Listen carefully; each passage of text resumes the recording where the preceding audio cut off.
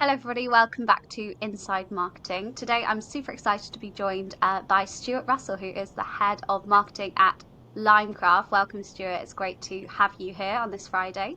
Thank you very much. And today, really excited to kind of have a good discussion with you about your journey, your role in marketing at the moment, and kind of the marketing landscape as it sits in 2024 and get your insights on that.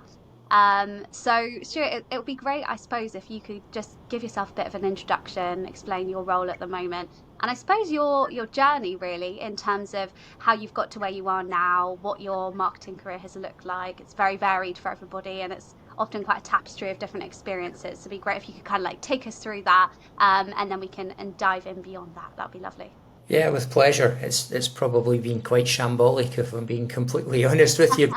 I think my journey's maybe a little bit unusual, I suppose, in the sense that I actually started off in the music business. I started off playing music, and over the last couple of years, and I hesitate to use the word musician because I was and am a drummer, as you can probably see from this behind me here, but and we all know the drummer jokes.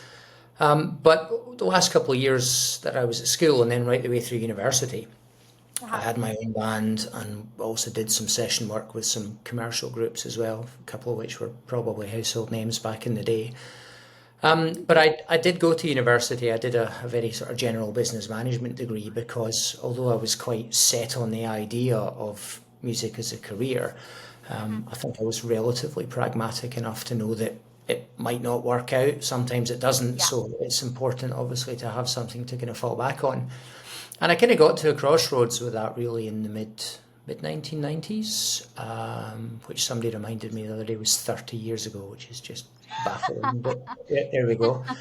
And I then went on to work with some companies making sort of consumer audio products because Okay. if I wasn't going to be able to be involved in music firsthand because it was still a very important part of my life, I thought, well, it'd still be quite nice to be close to it, to do something Mhm. that's kind of in a related field. And I then from there sort of went consumer audio, pro audio, went on to do a postgrad qualification with the CIM because marketing, I think when I was doing my undergraduate, Yeah. marketing was the part of my degree that I probably found the most interesting Okay. and Yeah. enjoyed the most. And I thought, well, there might be mileage in that in future. So Mhm. so did my CIM exams, then sort of moved from audio into video. Worked for a couple of Mhm. years in California with a company making lighting products for the movie and broadcast industries. Cool. And really, for the last sort of 13 years, give or take, I've been in media and production, specifically on the technology side. So media tech, working with companies that supply products and solutions to broadcasters and to production companies. So Mhm. I always get a bit embarrassed when people ask me what I do because I say it's not really a proper job. We're just helping people to make, better TV, better content. But somebody has to do it, and it's a very, very interesting and dynamic and creative industry. So it can be a lot Sure. of fun. Yeah, sure. No, that's really interesting. And I mean, all these conversations that I'm having, there is no one singular path into this industry. And I think everyone's experience that they've gathered, I love that idea. If I was just thinking as you were talking kind of about the drum kit and the synth and having to do lots of different things at different times. I mean, that's not dissimilar. But Yeah. also in terms of your background in music and that connecting with, I guess the essence of marketing, which is trying to connect with people. And so I think that you said it's shambolic, but I think every experience is obviously hugely relevant and gives us that like a unique background. And Yeah. I guess what do you think was the kind of one of the, I guess, pivotal moments in your career that kind of led you to do what you do now? Was it kind of more that when you were studying, you were kind of wanting to go for something that you felt like was going to grow as a career and as an industry, so you went into marketing, and what really was the moment that changed you, that wanted you to pursue that now has led you to the position that you are in now? Yeah, it's a good question. And just very quickly to pick up on that point that you made previously, I think one of the most interesting things for me about marketing is the fact that it is a kind of how can I put it? It's a bit of a Swiss Army knife type It is. or Yeah. type vocation or career. Mm, I like the fact that it can be quite scientific. I like the fact that it can mm, also be one part art and creativity, one part mm, psychology. There's a lot, in terms of whatever your target market is, there's mm, a lot of different ways that you can go out to them, and you know the psychology of how you craft a message that's going to really appeal mm. to those people, the science of how you measure what the result is. So it is a, it's a kind of complex complex career, complex choice that requires a bit of multitasking and a bit of It juggling, as does. you say. I think Yeah. the pivotal moment for me, so I mentioned sort of walking away slightly from music in the mid 90s. Yeah, sure. I actually disappeared off to go and live in the south of France for a bit of time. Oh, lovely. And I remember sitting outside on a terrace outside a posh cafe having a bit of lunch. And I was watching a couple of ladies walking past a bit further down the road. And on one side, there was a kind of posh store, clothing store, and on the other side Mm, of the street, there was another equally posh clothing store. And they sort of stopped. I remember this quite vividly. Both of them stopped and looked in the window of one store, kind of shook their heads a bit, crossed the road, and went into the store on the other how side. interesting. And Hmm. it sort of made me think a little bit at the time about the essence of branding, really. What is it about brands that appeal to particular people and not others? What are Mm, the attributes of the products that they sell or the attributes of the brands themselves that mm, really appeal to some people but don't appeal to others? yeah, And again, I suppose it comes back to that point that I made about the psychology of marketing. It's yeah. it's it's how you can understand people, understand what it is that they need, Mm. understand what motivates them, and then go away. And I'm making it sound a bit Machiavellian, perhaps, but how you then press those buttons that kind of appeal Yeah, to those people and make them want to, walk in through your door as opposed to the place on the other side of the street. absolutely. Yeah, I mean, I think that's so important, and I think I think we can feel that we perhaps take too much of an in-depth approach and perhaps get too psychological about it. But I think at its core, I mean, marketing is a highly emotional thing. It's that old thing of we always talk about how marketing everyone's buying for pain, fear, or pleasure, right? So, and then those two ladies on the street, what was it that just sparked that preference of one side of the street over the other? And it's difficult because that resonance is not easy to untangle. That's due to so many different things that they've experienced previously that might Yeah. just be totally unique to them. And wouldn't we just love to get inside the brain and kind of go in and understand exactly what it was that created that connection? It's really, really hard to do. I Which wonder how you tackle that. Or go ahead, sorry, and then we can go Yeah, on. no, no. So just picking up on that point. I mean, the last sort of 12, 13 years of my career have been Mm, spent working with technology. mm, And the interesting thing I think is that I spend a lot of my time working with incredibly clever people who mm, are driven to solve intellectual problems through mm, technology. They are smart engineers, software designers, R&D people. But the interesting thing is that no matter what technology I've kind of been around, the thing that's always really interested me is the end result, is what it does, what the end result is. Does it make my life easier? Does it enable me to work quicker? Does sure. it keep my blood pressure down? Make my life a bit less stressful. So I often find myself in situations where I'm talking to people who get incredibly excited about this piece of tech, whatever it is.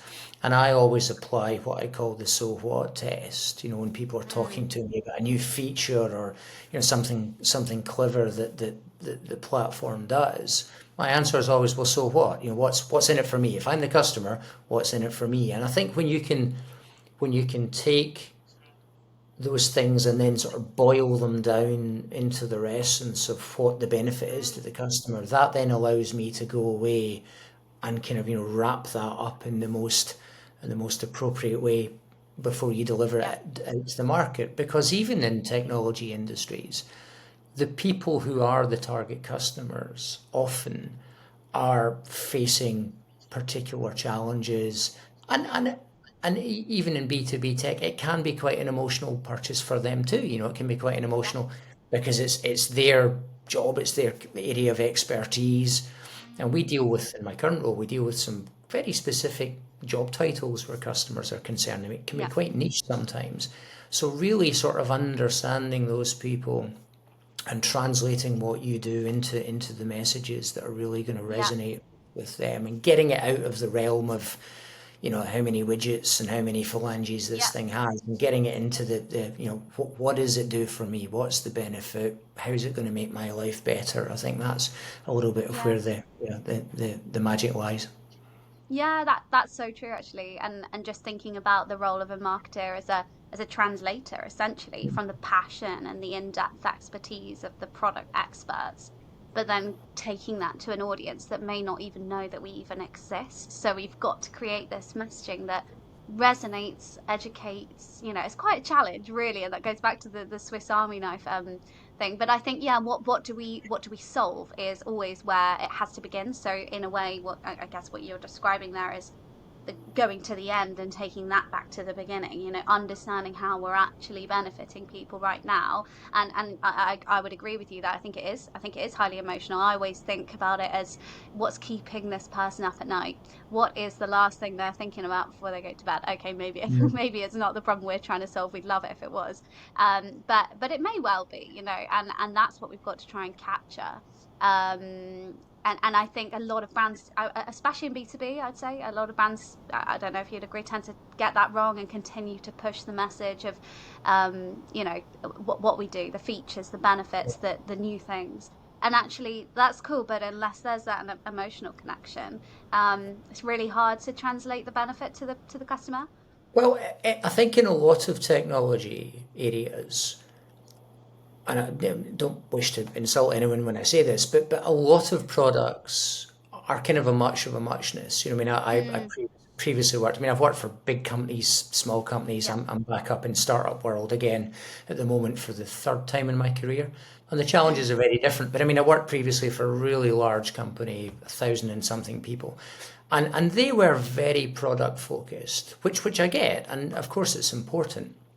But the kinds of products that they sold were not completely dissimilar from the kinds of products that the competitors sold. And if the core features of your products are very similar to the core features of these other guys over here, okay, there might be a little bit of variation, on the ends. There might be some things that are a little bit different in terms of look and feel.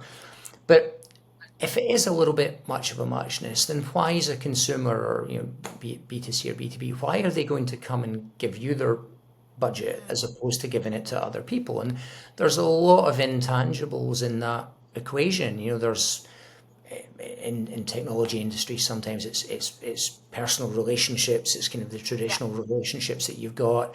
But I think a lot of it does come down to the kind of company that you are. And I used to say to my previous company, and it's not an original thought by any stretch, but I used to say, let's talk a little bit less about the what. Let's talk a little bit more about the why and the how.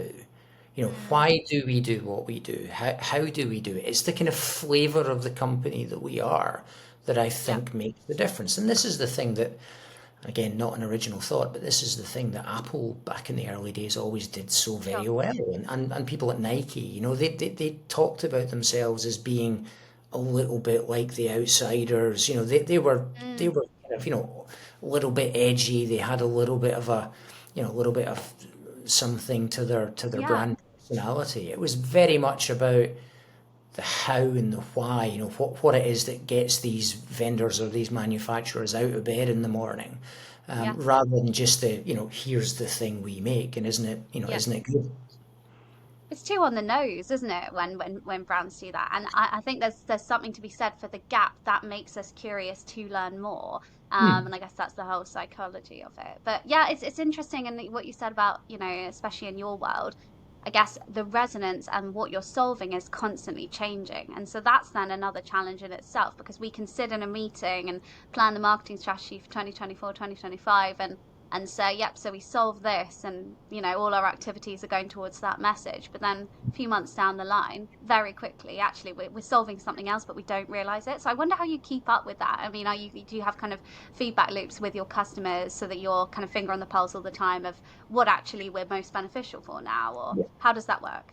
Yeah, I think it is very much that. I mean, I'm quite fortunate, I suppose, insofar as in the current role that I have, the people Mm, who I'm working with who are designing product are all kind of ex broadcast people. sure. They come from the broadcast world. They've done these kinds of jobs and they understand the workflows. They understand the challenges and the problems very, very, Mm, very, very closely. And there's a moment that sticks in my head. I mean, I joined this company last September, and within a week of joining, we were off to Amsterdam to do IBC, which is the biggest sort of European trade show in our industry for media production. And I was looking at one of the co-founders one day, chatting to somebody who he obviously knew, and he started the conversation off by saying, what's your biggest problem? What's your biggest challenge? As you said earlier, what is the thing that keeps you awake at night? And as that okay. conversation evolved, it became quite obvious that we were just not the right sort of people to solve that problem. It was very Yep. specific, but it wasn't within our realm. It wasn't within our wheelhouse. And Martin, who's my boss, one of the co-founders, he was very quick to say, "Well, that's not really what we do. That's not really." But go and talk to Yeah. this guy and this guy, go and have that conversation with them because I know they're in Mm, that area and they're very good, mm, and that's their field of expertise. So go chat with them. And mm. I think it's quite a powerful thing. I mean, in our industry, as in with a lot of tech, what are we trying to do? We're trying to move ourselves away from just being a kind of simple vendor of stuff. We're not Yeah. interested in that transactional relationship. We're trying to move from there to kind of over here, where we're much more of a trusted partner. We're much more of a technology partner. And there will be times when we can help you with solutions that will do the job that you need. And there will be plenty of other times when we can't. But if we can take you by the hand and say, okay, well, let's go and talk to these guys and let's, build this relationship or connect these dots together. People tend not to forget that, that helps. It helps you to kind of build up a bit of equity in that relationship. And, I remember one time, like a stupid example perhaps, but I was in the States for a trade show. I have a bit of a watch affliction, unfortunately. I take them apart, put them back together again. On a good Yeah. day, I don't have any bits left over, which is always nice. But I've always been a bit nerdy about horology. And I was in a store in the States, and I was looking at Mhm. a watch, and the guy was being very helpful. And I said very quickly, look, I'm probably not looking to buy today. And he sort of shrugged and smiled and said, well, no problem, maybe not today, but maybe at some point in the future, and who knows, maybe from me. And it kind of stuck in my head, maybe you don't, or you're not able to, sell something to somebody that day. But if you can still create an impression with them or help them in another way or connect them up to people who can. I think Yeah. that's that relationship equity I think really helps. And I'm fortunate, my guys are extremely smart. They come from that world. We involve customers very closely in what we do. We're very happy to share product roadmaps with people under NDA. Mm, We're happy to give them insight into where we're going as they are with us, just because there's shared interest. I call it yeah. enlightened self-interest. It's good for everybody because it means we can develop our solution in a way that's going to be beneficial to customers. Yeah. They can share the kinds of challenges that they're facing very openly with us and talk about where they're going. And that, I think, that road from vendor to trusted technology advisor, I think that's really what we're trying to do. And Yeah. we've got some really terrific customers who are very open to that. And again, we developed something end of last year. We developed a solution specifically for a customer who had a, Mm, a very particular problem. But you think, well, they can't be the only people here. mm, And I suppose if there is one great lesson that I've learned over my career, it's that if you can focus in really, really tightly on a target customer, and you Mm, can meet a need that they have 100%, meet it completely, they're probably not the only person or the only company that's encountered that problem. And you inevitably end up taking other people along the way with you. yeah, absolutely. And that allows you to, as soon as you've got the proof in one that it works, you're then, you're on the scavenger hunt, you're looking, okay, cool. So there must be, like you say, other people like that experiencing exactly the same thing. Yeah, I love it. The things you mentioned there, that idea of the relationship equity, and wouldn't we love to have that on our dashboards as well? I mean, we can't really talk about marketing without talking about the metrics that we closely focus on, and that would be a fantastic one because okay, there might be metrics that maybe show an indication towards that, but all the time we're struggling for kind of attribution and how can we measure what we're doing. But I think you're really right there, and especially in the B2B world where the sales cycles are, they're not selling widgets or small products that people might just quickly decide to purchase on a whim impulsively. We're selling something that solves a real long, often very kind of complex problem. And so that Mhm. takes a long time. So I think that idea is huge, and that's really interesting that that's kind of a priority for you in what you focus on. That's your differentiator. You're building that gap between, well, we're not going to be able to convert them immediately. Absolutely not. This is something that's hugely educational and takes a long Yeah. time. So let's grab the inches by, yeah, making sure they have a good experience, making sure that we're educating them in the right way. That's, yeah, really interesting. And then your funnel looks slightly different. I think traditionally we're just always thinking, educate or make aware, educate, convert. But actually, there's Mhm. so many steps in between there with what you say, but trust and becoming credible and making them feel okay with us and making them feel like we know our stuff. It's Well, interesting. just quickly on that, I mean, because I am with the startup still, I mean, we don't have, again, I'm just being honest and pragmatic about it. We don't Yeah, have the kind of brand awareness, the brand recognition that other brands in the industry do, and we have some might even say it's a bit of a disadvantage. We have an issue where we've actually been using AI as part of our platform for the best part of mm, 10 years now. So we were almost a little bit too ahead of the game yeah, when it comes to AI. So we're very conscious. I'm very conscious of having to go through that first educational step that perhaps a mm, larger brand does not. If you've got the recognition and you've got the awareness, you don't have to spend that first 5 minutes explaining, who you are, what you're all about, and sort of beating down some of that perceived risk that can be yes, there with smaller organizations. So I'm critically aware of that, and certainly in terms of the dashboard, in terms of the metrics, building awareness, building recognition through yeah, thought leadership and editorial and PR and so on is an incredibly important part of what I've got to do, because we just don't have the huge budgets. We can't be yeah. advertising everywhere and doing all of that good stuff. So we do have to really focus in on those points of differentiation on the educational piece. Yeah, yeah, absolutely. No, that is really interesting, and that is a whole conversation in itself, really, isn't it? The kind of the startup approach and that stage of education that we do have to go through. But I think you're absolutely right. The more the tighter you can focus in, and the tighter you can almost just be confident with your approach. I think that's what it comes down to a lot of the time.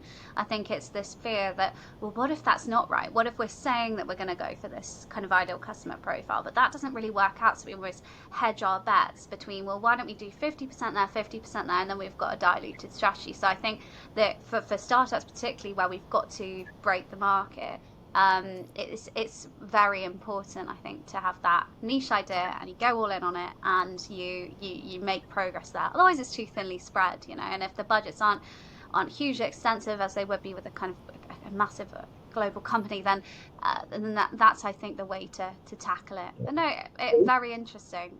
I mean, we Sorry, spent a bit of time. No, we spent quite a lot of time back when I started building out customer personas, and I yeah, think again, because we are in quite a technical field, that I mm, think that was time very well spent. You spend that time, you build up the pictures of the kinds of people who you're looking to get in front of, and I mean, I always make the joke marketing's three times as difficult as sales, because sales is selling and marketing is segmenting, targeting, and positioning, as we all know. So it's Yeah. three times the job. But doing that work, in terms of really identifying the key people who are the target, personas for what you do, and then Mm. going after them in an incredibly targeted way. You just, as I said earlier, you inevitably end up bringing other people along with you on the journey. But if you can make those personas happy, you can satisfy them completely. I think you're Yeah. already onto a good thing.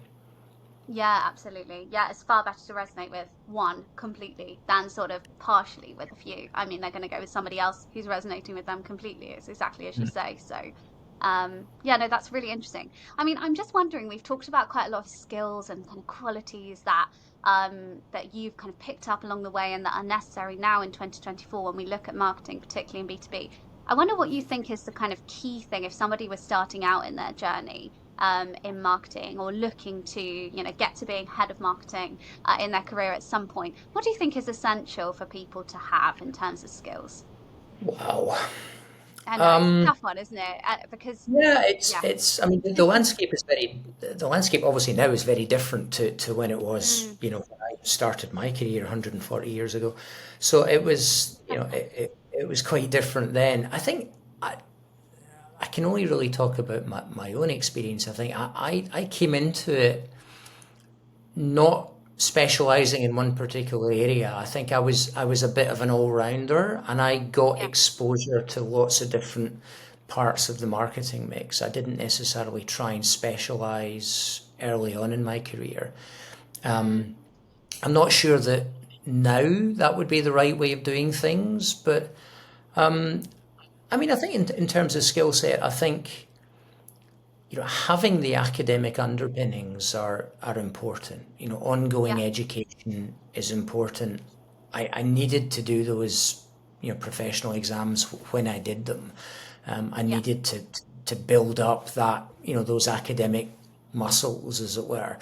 mm, And then I think beyond that, I was very lucky earlier on in my career. I had a very good boss who was very experienced in marketing. He was a really good mentor for me. And the rest of it, I think, has really just been about working hard, continuing to be mm, curious, being open-minded. Certainly, when I've managed teams, I've always tried to create environments where people feel very supported, where people feel it's safe to kind of make mistakes, yeah, as long as these things are surfaced pretty yeah, quickly. I yeah, always say we're all, none of us are perfect. There's no such thing as perfection anyway, and perfection is the enemy of progress, as we all know. But yeah, it's we all make mistakes. We're not machines. Things are inevitably are going to go wrong. As soon as you get the inkling that something might be about to go wrong, wave the mm, flag and blow the whistle, and we'll fix it. Nobody dies with these things. They're never life and death. We can always fix things. Don't sit on it. Don't hide it yeah, in the bottom drawer of the filing cabinet. Wave, yeah, wave the flag as soon as you can. But I think it's about being supportive. I think trying to create an environment where people look out for one another, yeah, look after, watch out for other people's backs within the team. And I think yeah, just a little bit of ambition, an open mind. Whenever I've interviewed people, I've always looked for certain kind of ingredients. You want people who have a bit of confidence in what they do, but a bit of humility to recognise that they don't know what they don't know. yeah, People skills are incredibly important. Again, often in big organisations, you find yourself working across different functions with lots of different personality styles. I think if you understand how to communicate with people in the style that they prefer, I think that always yeah, goes a long, long way to getting things done. And speaking of getting things done, GSD, getting stuff done, we'll say. I think that's the polite version of it. Yeah. Just being prepared to kind of shovel, and you need that a lot in startup world. Um, I've worked with people over my career who've been a little bit kind of precious about what they do and what they absolutely don't do. Even in large companies, I often think that success can depend on a few key people who are just prepared to get shoveling. They're just Yeah. prepared to kind of get on and get stuff done and, Yeah. and move things forward. Um, Not, especially in technology, there can be a lot of sitting around and analyzing things and, much Yeah. stroking of chins. And sometimes you've got to just get on with it. As I Get said, perfection. started. Yeah. Yeah, perfection can be the enemy of progress. Sometimes you just have to sort of take a deep breath. Do the research, do as much as you Mm. can, but don't get paralyzed by it. You're never going to Yeah. have 100% of the information. If you get 80% and your gut feel is that that's the thing you should do, then go do it. Measure Yeah. it, report on it. If it goes wrong, figure out why it goes wrong, and if it goes right, figure out why it went right as well. Because I think that's Yeah. equally important. Really great book, The Death of Marketing as We Know It by Sergio Simon, who was head of Oh, marketing at Pepsi and Coca-Cola, funnily enough. I'm no big fan of either of those companies, but he's a really interesting character, and he talks a lot in that book. It's quite an old book now, but he talks a lot about the importance of measuring when things go right as well as when yeah. things go wrong, which is something that I've certainly carried with me. So, yeah, Yeah. I think it's always for me been about learning, Yeah. trying to support people, being supported, and just doing the hard work, keeping shoveling. Yeah, no, that's yeah, very interesting. And I think yeah, you're absolutely right there. It's almost we can get happiest, can't we, when something goes right and we kind of think, well, oh, brilliant, that campaign was a success, and we can just kind of just look at a very high level glance, and if there's been some positive takeaways, fantastic. But the nuggets and where we will make our most smiles going forwards is if we understand, yeah, like you say, what didn't work about it, Mm. because otherwise we're just going to keep perpetuating what we've always done and what hasn't been working terribly well. But if we dive down, detective mode, and understand, well, actually that one really failed, that's the best insight. Mm. So yeah, no, that's very, very interesting. And I think you made another point there. Just in terms of the kind of paralysis, we often refer to that as like paralysis from analysis, and I Mm. resonate with that so much. And I think it is often marketing's job really to keep the momentum. We're the ones that need to keep pushing forward. I always think about it as if it's some sort of invisible race, and we're constantly in that sports day 400-meter race, and all the competitors are running alongside us. And if we're sat there too long looking at all the numbers and all the data, like you say, that's important, but we almost have to be the voice that says, okay, at this point we're going to fall too far behind if we continue doing this. So we're going to have to just make a call, be the confident one, and decide to go in on this decision, Yeah. and learn as we go. If we're too static, obviously nothing's happening. So yeah, really resonate with the energy and the drive we have to bring as well, Yeah. and the shoveling. Well, here's an example of that. Just that point that you've Mm, just made. As I mentioned before, I mean, my company, Limecraft, we were the first company in our industry to integrate AI into a customer-facing solution, and mm, that was 9, 10 years ago. AI was still quite a kind of nascent, developing area.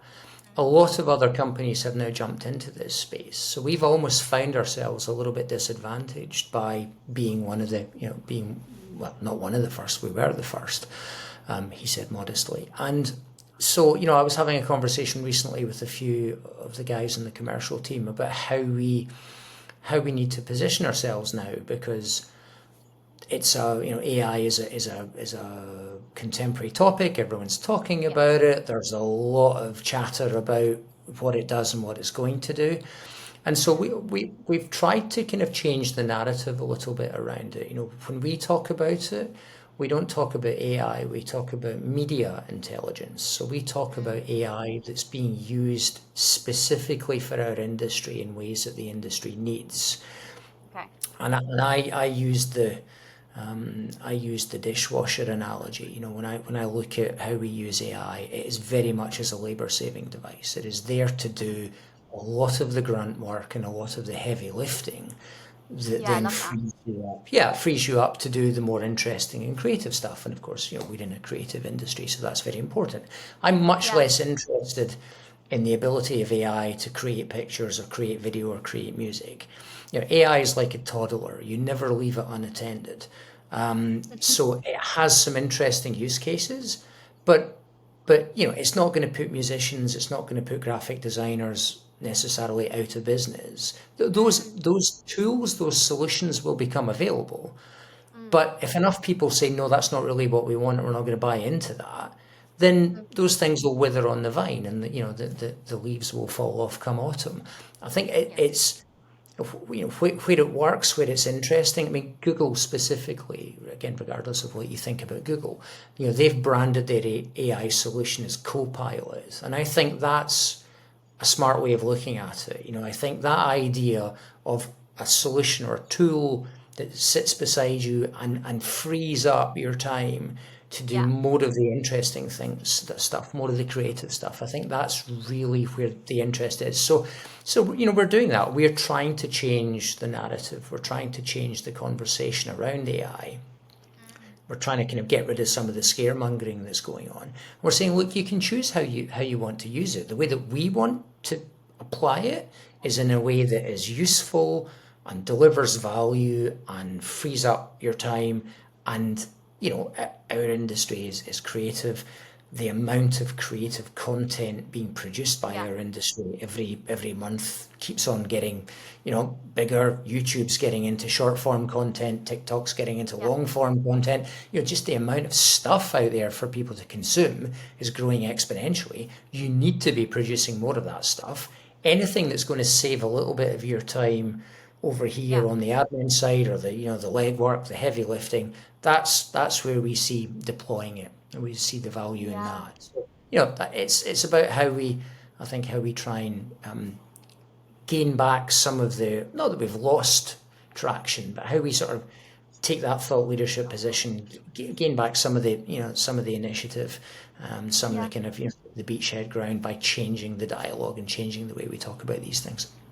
Yeah, that's really interesting. And again, kind of takes us back to that education and almost re-education. And what your point about almost being too ahead of the game when it comes to AI, I really kind of feel like I'm getting an understanding now of that, because since it's become this household term and it's a part of every meeting and every team and everyone's talking about it, it's almost like, okay, yes, but how do we continue to demystify that there's lots of different uses, and that it's not always hugely positive, and sometimes it's being deployed wrongly, and that is becoming quite complex. I wonder how you kind of alluded to it there with the image creation and things like that. I wonder how you view the kind of current use of AI in marketing. A very broad question, and obviously that's so many different things, but how you view Yeah. that now, and how you think that's going to evolve over the next sort of like 12-24 months, because it's everyone's comment, isn't it? Oh, AI is going to be huge. It already is. But what's that actually going to look like in marketing from your view? Well, I mean,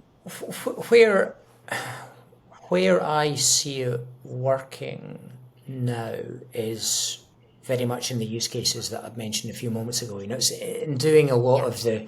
of the grunt work. I mean, we have it probably relates more to media than to marketing in general, but we have a customer, for example, in Sweden, a broadcaster called SVT. It's the Swedish national broadcaster, and they're using AI for subtitle creation. Yeah. They are trying to broaden the reach of their content. They're having to put a lot of stuff available. When they're not having, they're choosing a digital first strategy. So they're choosing to put a lot of their content online, on demand services, and they wanted to make 95% of their online content available with subtitles. Mm. So they have been employing people up until now to do the subtitling work, and it's a skilled job. I'm not claiming it's easy, but it's time consuming. Yes. SVT are working with a lot more content every month, as all other broadcasters are. Again, some of that Yeah. stuff is short form content designed for the web. So again, the process of creating subtitling is the same regardless of whether it's short form or long form. So basically, we created a plugin that sits natively within their production environment, and the users of the environment can create a transcript of a Yeah. program and then press one single button and they get broadcast quality subtitles that pop out the other end. Now, that is inevitably going to have an impact on the HR side of things. Of course, it is. But again, I think it's about redeployment. It's about using people in different ways. It still requires human oversight. It still Mm. requires pairs of eyes on things to make sure that what the platform is doing is correct. But I mean that's saving a huge amount of time. It's saving this CTO of SVT actually was at an event last November in London, went on stage and said, "This is saving us millions a year," which is a huge Wow. number. So I Yeah. think, using it in that way, as I mentioned earlier on, I think that offers real advantage. In terms of where it's going to go in the future, that's a tough one. That's a tough one. Like I say, I mean, I'm much more interested in that idea of co-pilot, helping Yes. to kind of Yeah. free up time, doing things like, the kind of automation of tasks, doing some customer contact stuff, automating some of Mm. that, I think would be very helpful. Yeah. I think I'm probably more interested in that than asking ChatGPT or whatever to go away and write my next newsletter. I still want to Yeah. probably still want to kind of have my eyes and my fingers on that myself, but doing some stuff, automating some stuff, especially around web as well. Web Mm. visitors. I mean, we get a certain amount of analytics from Google, but there might be a way of AI helping us to build up and improve customer profiles through web activity and that Yeah. side of things. But yeah, I think for all that the popular media likes to talk about the creative side of AI, I see it very much as being a kind of backroom tool, really. Yeah, yeah, absolutely. And I wonder it's kind of then the role of not just marketing leaders, but kind of leaders and managers to proactively kind of view that as a resource within their team, but to proactively decide what could go to AI, what could be really beneficial to be. And we almost need to just step back for a second, don't we? And like you're saying there, think about what would be really useful and what would be really, really time saving and what would be much better used but with AI. And then what actually can we do that only we can do? And then Mm. maximize our time doing that. But it takes somebody to just pause for a minute and think about it and then kind of assign, right, yeah, all of that we're gonna do ourselves. And all of this actually that's much better off over there. Yeah. Otherwise, like you say, we're impulsively asking it to write our LinkedIn posts and our newsletters, and actually, hang on a second, we're doing that for a reason. So yeah, maybe we just need to learn a little bit more about the capabilities and the different tools as well. I mean, everyone's using ChatGPT, but so much out there. So I guess it will just be a gradual education thing where people will learn what's available and kind of have these sparks in them. Like, oh, hang on, actually, I do this task. Somebody, AI could do that for me, and we're gradually learning, but it's slow, isn't it? The adoption.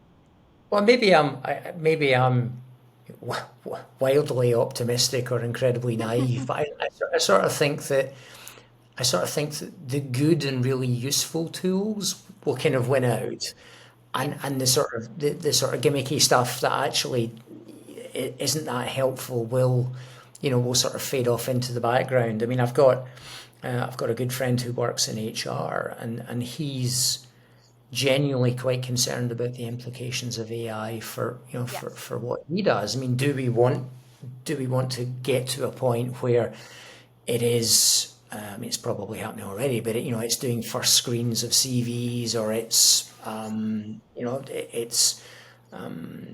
knocking candidates out of the mix who might potentially be good candidates just because it's working to a set Mm.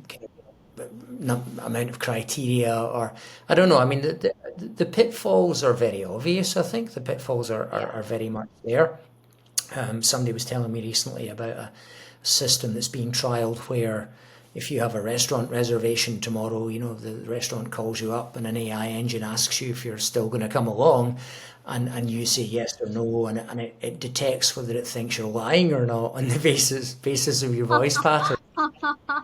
So, they may actually overbook the restaurant because they think that Wow. 10%, 5% of people who said they're coming are not going to come. Now, yeah, Wow. that is slightly dangerous territory. I think if we're Yeah. getting into, if we're getting into predicting people's behavior on the basis of that, Mm, I'm not mm, sure how comfortable I am with that stuff. yeah. But again, I think, as we said earlier, I think being able to automate a lot or some routine tasks, being able to Mm, do a bit of labor saving, I mm, think that's really where it's going to be a very yeah. useful tool. Yeah. Very interesting. And note to self, have conviction when the restaurant calls me and asks me if Always, I'm turning up always. to my reservation. Otherwise, I'll be outed by the AI bot. You'll be silent. That's really interesting. And we're just kind of coming to the end now. Stuart, honestly, I feel like we could talk about each of these individual topics at such length. But I wonder for the next sort of 12 or 24 months, what you talked a lot about different things here, what you're kind of setting as your focus, your intention for your marketing. Are you more leaning towards the creativity? Are you more leaning towards the AI? Are you more leaning towards the analytics? Like, where are you putting your focus? And what do you, yeah, what's really kind of top of your to-do list every week when Yeah. you log on?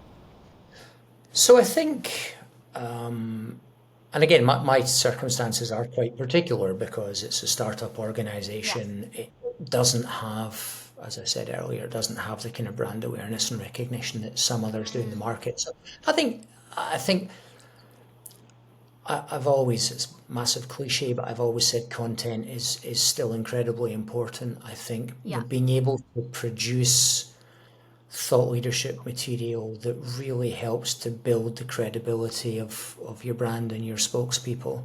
I think that is a constant challenge.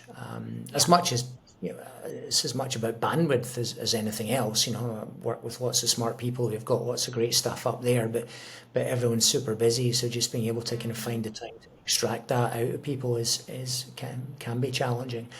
But building up that body of work, certainly in terms of thought leadership, building up the customer success stories, spending time with customers, talking about the challenges and how we've helped to overcome them is a big focus for me because we don't have huge amounts of money to throw around on advertising and so on. We yeah. do have to be slightly canny in how we use the resources that we have. So PR is always very, very valuable to me. Yeah. Working with sympathetic editors who if you can produce good articles, good editorial for them on contemporary subjects, and it's close to deadline for them. Usually, more often than not, they'll take it if it's reasonably well written. So I think, yeah, Yeah. building up, building brand through PR. Certainly, doing the thought leadership work, I think, is super Yeah. helpful. Continuing to focus on customer need really through product. Yeah. Again, that's a massively important thing, and we still have quite a strong culture in this industry of trade shows and exhibitions. Oh yeah. Yeah. It seems to have died away a little bit in other industries, but broadcast seems to kind of resolutely hang on to this idea that we need to Mm, all be in a conference center somewhere talking about what we do. So there are a few shows across the course of the year that we attend. They are always pretty valuable actually. That mm, we do tend to get a reasonable amount of business out of those. So I yeah. think again, just maximizing the ROI that we get on those, making sure that we go into them well organized and that we make best use of the time, and then Yeah. handle the follow up and all of the all the good stuff that has to come afterwards. Do that well, do that effectively, Yeah. and then hopefully 12 to 24 months along the line we'll be still in good shape. Yeah. No, that's really interesting. Yeah. And I guess kind of it's that diagram, isn't it, where It's the longer term on the treadmill for a longer time. But when you look back in 12 months, 24 months, the progress is there and it is visible. And it's not that instant dopamine hit of, wow, look how many clicks we've had on this thing we've just launched.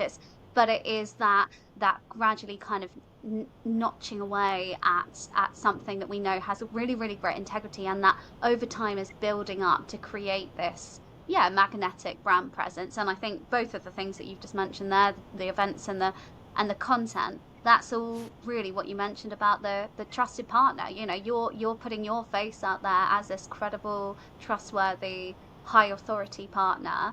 Okay, we're not going to have people say, yeah, I'm sold in that instant, but we are starting that process, however long that takes, with a really positive and credible interaction. And yeah, I think that's And really, there really are interesting there are feedback. inflection points as well. I think, when you look Yeah, back on your time with other companies, you can see particular inflection points on the timeline where it might have been a particular product, it might have been a mm, particular customer success story or case study, or a new customer who you get, and suddenly that just puts you by association into a different area. The landscape kind of shifts yeah, around you, and suddenly it puts you into a different place where it becomes a little bit easier to generate new leads because you've got that kind of that credibility and that customer yes, base behind you. So I think we're yeah, just about on the verge of signing up somebody in the UK who I think is going to be important for us. I think I'll look back, hopefully in 12 months from now, and see that yeah. as being a bit of an inflection point that put us into a new postcode. So fingers crossed. Yeah, great. Oh, best of luck with that. Yeah, great. Well, no, I mean, really huge thanks to you, Stuart. It's been really fascinating talking to you, and just the Yeah, insights and everything that you've brought. I know that everybody's going to find it really interesting to listen to, and I've definitely taken away some really good kind of things that I'm gonna, yeah, sit and think about. And I think there's a lot to be excited about. There's a lot that we can still be improving. But I think, yeah, everything you've said about, yeah, working hard at creativity, analytics, and kind of what it is to be a marketing leader. It's been really, really interesting. So yeah, thank you for your time and thank you for coming onto the pleasure. podcast. And I'm sure we'll kind of chat in future. And I hope that this is an inflection point, and in 12 months' time you watch back the podcast and you're several levels up on the ladder. And I'm sure you will be. But thank you, Stuart. Thanks for joining me today. My pleasure. Thank you. Thanks. Bye. Bye.